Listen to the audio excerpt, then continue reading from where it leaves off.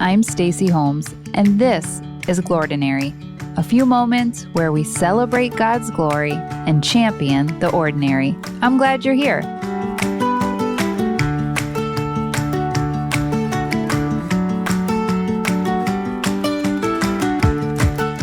My youngest daughter, Livia, loves reading, and I'll never forget when she went through the I Survived book series.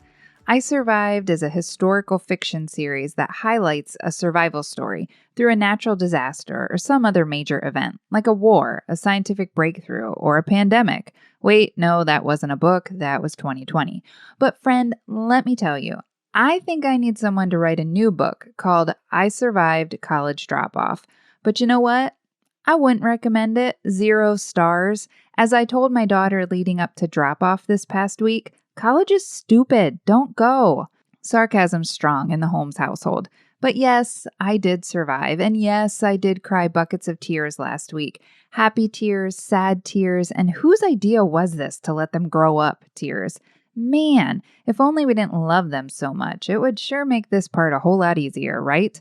And as I was choking back my tears, it got me thinking about our original Summer of Sabbath series. 2 years ago, I was choking back my peanut butter toast and my nerves as I waited for my oldest to complete a CLEP test. Refresh your memory with episode number 25, Making Things Mean Something They Don't, Sabbath Identity. Those CLEP results would tell me if she'd earned 3 college credits in advance. And as I sat in that student union 2 years ago waiting for her, I noticed I kept assigning meaning to those results, as if a passing grade meant she was brilliant and a failure meant she was, well, a failure. My brain kept making things mean something they don't, because even though results do matter, they aren't necessarily the point. And now, 2 years later, I'm taking another trip around the same mountain and learning that same lesson once again, but this time after driving away from college drop-off. Ironically, I found comfort in the most obscure story in 1 Samuel. It almost reads like an I Survived story. And at the time, King Saul, Israel's first king, is preparing to square off against the Philistine army. Greatly outmanned, greatly outgunned, well, outsorted. Yes, I know outsorted isn't a word, but the Israelites are up a creek without a paddle. Things are looking real bad, and the prophet Samuel's instructed King Saul to wait 7 days until Samuel arrives to offer sacrifices on behalf of Israel. I know, it's hard to wrap our brains around it. But here's the thing, Saul does wait 7 days, and Samuel's not showing up. Where is he? Where is he? The pressure's unbearable. The soldiers begin to freak out. They're hiding in caves, jumping into pits and cisterns. They're freaked out. And Saul's already small army is dwindling and dwindling. It's bad to worse in less than a week. And Saul can see the handwriting on the wall. He can see what's coming, he thinks. And even though Samuel's told him to wait, Saul steps in and says, "Fine, I'll handle it." And that's when Samuel shows up. Really, Samuel? But as I was reading and reflecting on this, I found myself far more like Saul than Samuel, because delay wasn't really the problem. Delay didn't cause the problems for Saul. Delay just revealed Saul's heart. Delay revealed whether Saul was going to keep trusting when everything and everyone was looking for him to just do something, fix it. And spoiler alert, Saul doesn't, quote, keep the command the Lord your God gave you, end quote. Because delay can have a way of revealing the fears that are already low grade growing underneath. Fear can flourish in delay, right? Fear from delayed news, fear from delayed results, fear from just delay in general. And fear can put us into fix-it mode, control mode. It did for Saul. And it does for me too. But what if something important was happening during those 7 days?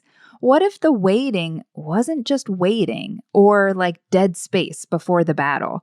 Because while Saul was watching his army dwindle, the real battle was happening within him. Would he trust God when the outcome looked real bad? Would he still obey, still wait on Samuel's arrival when everything in him wanted to just take control? Nope, he wouldn't. Saul sees a problem, lets fear fill in the blanks, and gets busy to secure the outcome he desires. And you know what? I get that. I've got to fight my own inner Saul, too.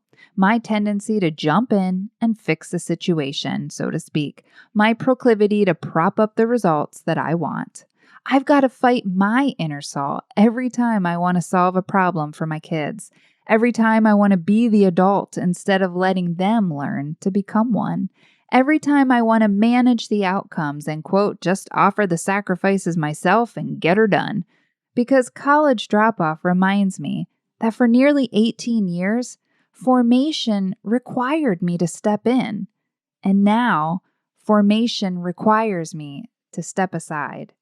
Ugh, have I mentioned I really like control? You too? But oh, this is the gift of Sabbath, because Sabbath doesn't just encourage me to stop, to restrain.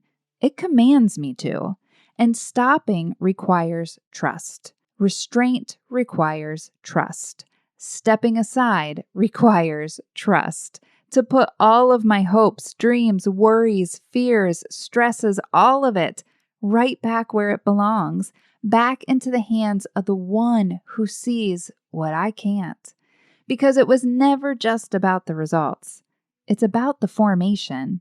And honestly, the growing is God's department, not mine. Just like 1 Corinthians 3 reminds us that some plant, some water, but God makes it grow.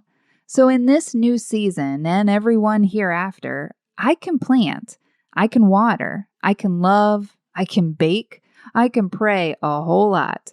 I can keep my ringer on 24/7, but I cannot make it grow. That's God's department. And if you were ever curious, 2 years ago, my daughter, she didn't pass that CLEP exam. And you know what that meant? She didn't pass that CLEP exam. That's it. It didn't mean she wasn't smart. It didn't mean I was a bad teacher. It didn't mean she'd never go to college to become a nurse. Because 2 years later, we're here. And today is her very first official day of college classes. 2 years later, I'm still learning that I can plant, I can water, I can wear the Proud Mom sweatshirt from the campus bookstore, but I can't make her grow. That's God's department. Results do matter, my friend. They just don't get to mean everything. Because maybe the results aren't always the point. Maybe it's what He's forming in me, in you, along the way. Remember, you're not alone in this. I'm praying for you, friend. Have a Glordinary day.